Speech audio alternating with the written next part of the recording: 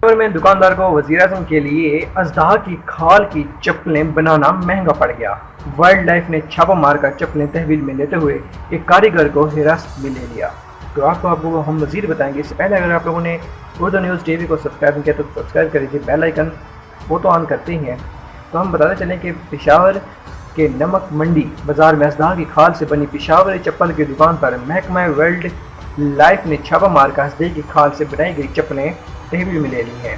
تو ہم آپ کو بتائیں گے کہ ڈی ایف او پشاور میں عبدالحلیم خان کی ٹیم گاہک بن کر دکاندار کے پاس اژدہا سے بنی چپل خریدنے گئی۔ اس دوران دکاندار نے چپلوں کی قیمت 40,000 روپے فی جوڑی لگائی۔ دکاندار نے دعویٰ کیا کہ چپل وزیراعظم کے لیے بنائی ہے جس میں اژدہا کی کھال استعمال کی گئی ہے۔ بعد ازاں ٹیم نے اپنی شناخت ظاہر کرتے ہوئے دکاندار کے خلاف کارروائی شروع کر دی۔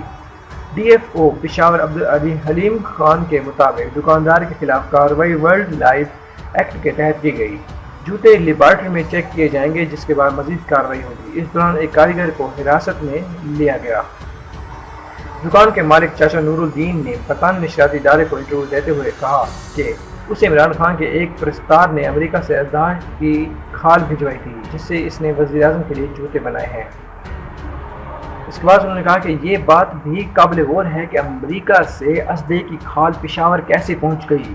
بہت غور فکر کی بات ہے۔ ایئرپورٹ پر کیسے آئی، حکام نے کارروائی کیوں نہیں کی، یا پھر محض شہرت کے لیے دکاندار نے یہ سب کچھ کیا؟ تو یہ تو حقائق سامنے آئیں گے جب لیبارٹری ٹیسٹ ہمارے پاس سامنے آئے گا۔ تو یہ تھی کچھ اپڈیٹس۔ مزید اپڈیٹس کے لیے دیکھتے رہیے Urdu news T V. Thanks for watching. اللہ حافظ۔